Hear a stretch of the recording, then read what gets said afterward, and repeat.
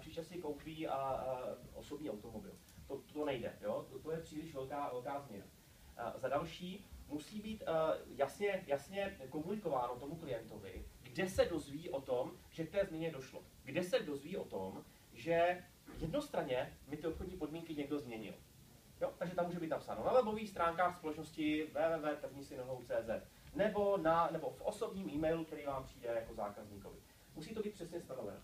Další bod, který je důležitý, že ten zákazník, který nesouhlasí s tou jednostrannou změnou, tak může utíct. Může tu smlouvu zrušit. Může říct, víte, dobře, měňte si to, možná s tím ostatní souhlasí, já to nechci. Já odcházím pryč od vás. Tato možnost vždycky musí být dána. Ba co víc, já nesmím ani v těch všeobecných podmínkách obchodních spojit s touto možností u té smlouvy nějakou nepřiměřenou sankci nebo nějaký nepřiměřený závazek. Jo? Může tam s největší pravděpodobností být nějaký drobný administrativní poplatek, že ten někdo bude třeba vyřazen z databáze klientů, někdo musí něco udělat. Jo? Dokážu si představit skutečně nějakou 10, maximálně 100 korunovou záležitost, že někde někdo někoho vyřadí, někde administrativní. Ale už tam nemůžu mít nějaký nepřiměřeně vysoký závazek. Třeba, nevím, jsem zákazník, odebírám náhradní díly a budu tam mít sankci 1 000 000, protože teda můžu odejít od té smlouvy, ale prostě musím zaplatit. To nejde. Nebo tam nesmí být nějaká sankce, která třeba není peněžitého rázu, je nepeněžitého, ale je nepřiměřená. Prostě proto, abych já tu druhou stranu nešikanoval tím, že chce odejít, protože jsem jednostranně změnil všeobecné obchodní podmínky.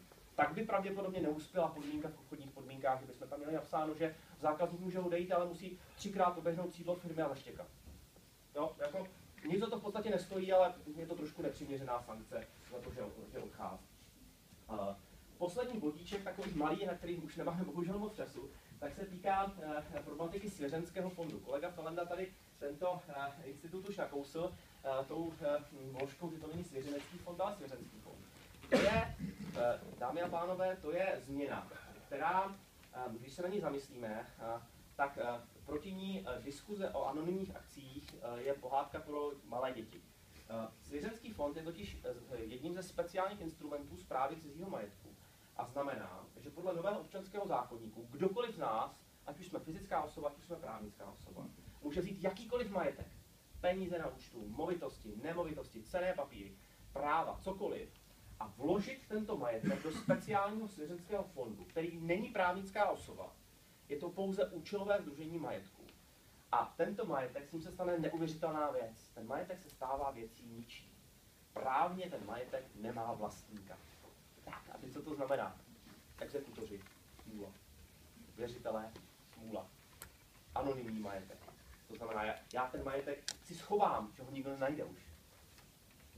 Já, přátelé, už nemusím chodit na ty Seychely, já už nemusím chodit prostě někam na Kajvanský ostrovy. Já si to založím v Berouně. Nebo si to založím někde tady v brdských lesích, že jo? Proč bych chodil na Seychely? Já už to můžu dělat tady. Technicky samozřejmě, legislativně technicky jsou tam nějaké kroky, které já musím reflektovat. Ale prakticky, my jsme si tady v České republice utvořili něco, co nemá budovu v Evropě, existuje to na 3 místech na světě. Quebec, Kanada, jiná morálka, Jihoafrická republika. Taky jiná morálka, více používání zbraní. Takže a co tím chtěl básník říci, promiňte, co tím chtěl básník, který autor zákona, jak si docíliti? Autor zákona, pan profesor Eliáš, to myslel dobře. No, ten to myslel dobře, ten říkal, je to přece starý římský institut, kdy přece musí být umožněno například v situaci, kdy zemře otec, který budoval 20 let firmu, zemře a zanechal po sobě malou dědičku, 4letou Natálku. Ona neumí ještě manažovat ten podnik. No tak musí být nějakým způsobem zajištěno, že někdo profesionálně se ujme správy toho podniku, té firmy a počká, až té Natálce bude těch 18 let a pak jí to předá. Teď to je přece dobré, to je přece filozoficky zlato, není to špatné, že jo? Jenomže my tady máme ty osoby, které to prostě vemou samozřejmě z druhé strany. Oni to zneužijou, že jo? Oni prostě ten majetek, který někde je nějakým způsobem, tak se tam nasype a už na něho nikdo nepřijde. Jo? Protože technicky je to tak, že ve všech veřejných registrech bude správce svěřenského fondu jako v úzovkách majitel.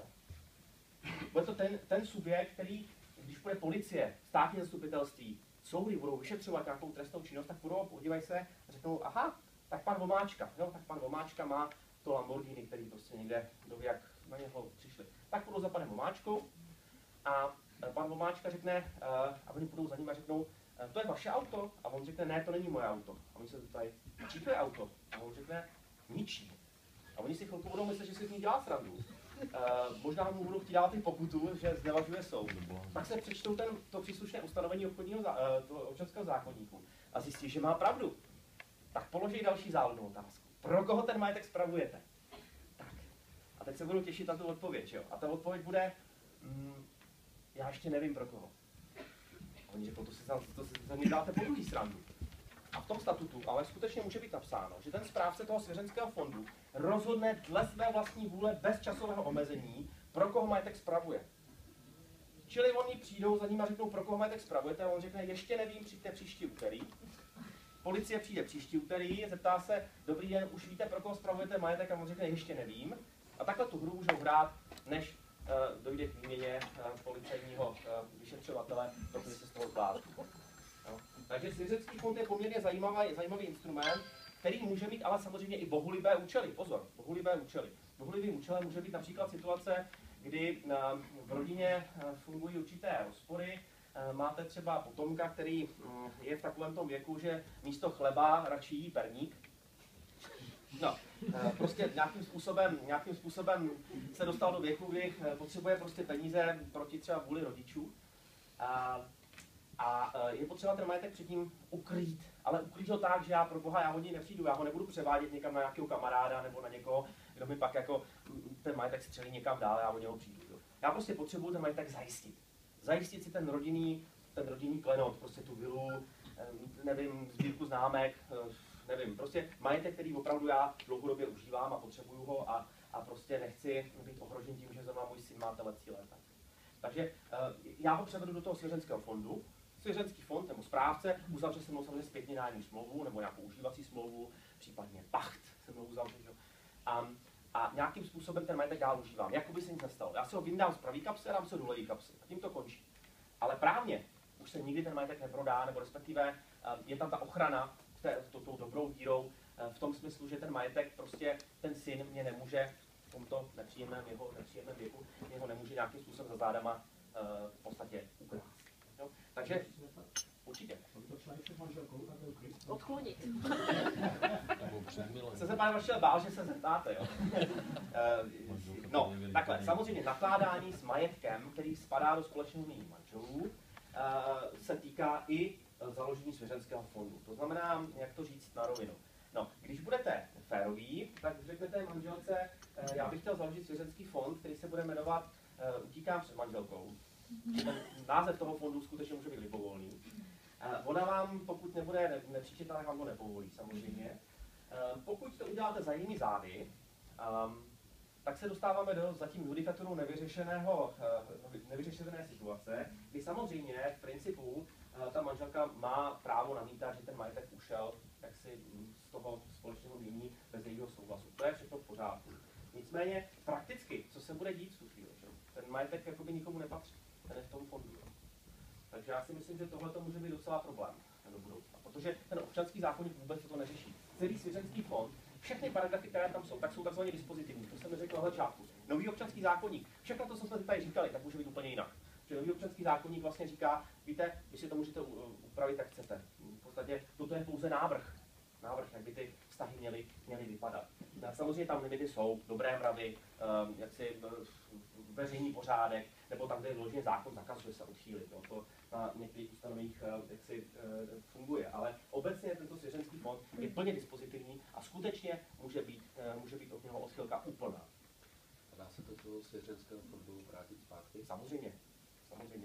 Ty pravidla jsou zcela volná. Ty pravidla jsou skutečně o tom, že ten občanský zákoník říká návrh, jak to bude fungovat, ale vy si tam můžete říct, co chcete.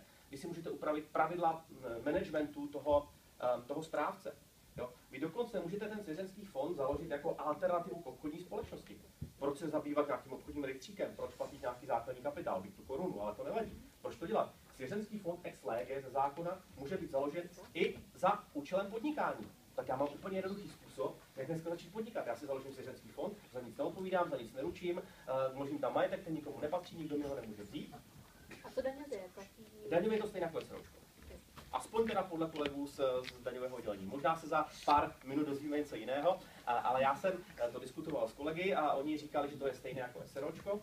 Já jsem totiž původně měl ještě jako ambici vám říct, že to je ještě lepší než SROčko, ale oni mi řekli, že to zákonné opatření Senátu to narovnalo, jo? Což už kdyby to bylo jaksi na úrovni toho, nebo pod úrovní toho SROčka ve smyslu, že by to zdanění bylo ještě lepší, tak já bych se přiznal, že bych nevěřil, že od 1. ledna někdo SROčko vůbec založí. Protože by všichni šli do toho fondu právě. Jenom pardon. Jsou dané nějaké podmínky, kdo může být správcem toho fondu, anebo je to... Tak, co si myslíte? Co si myslíte? Jsou podmínky nebo nejsou? Nejsou, vůbec žádný. No a můžu já sám si spravovat svůj vlastní fond? Co myslíte? Můžete. Nikdo mi nic neřekne. No, řekne, ale bude hodně smutnej.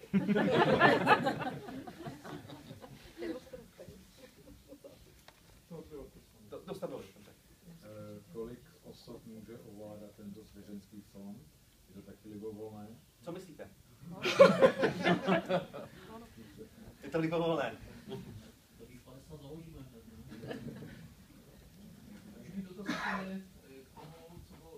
Začátku trošku odbočil od svěřenského fondu. Samozřejmě. Jak tam zaznělo o té zálohové výplatě na zisku. Budu mít otázku trochu ze široka. Minulý týden se konal seminář Národní účetní rady, který mimo jiné se zabýval mezitímními účetními závěrkami, čili závěrkami uprostřed roku. Řekl, že v podstatě se tam nedochází žádnému časovému rozlišování výnosu. V souvislosti s tím zálohovou výplatou na zisku, tak možná si představit, dejme tomu, cestovní kancelář, která v prvních 3 měsících roku 2015 vybere velké množství vlastně peněz, prodá velké množství zájezdů. 2014. Nebo 15 nebo 14, to je jedno. Já jsem to chtěl dramatizovat. V prvních 3 měsících, dejme tomu roku 2015, vybere velké množství peněz za prodané zájezdy, ale náklady na ty zájezdy budou až v 2. a 3. čtvrtletí. To znamená, že vyrobí mezi tím účetní závěrku v posledním březnu 2015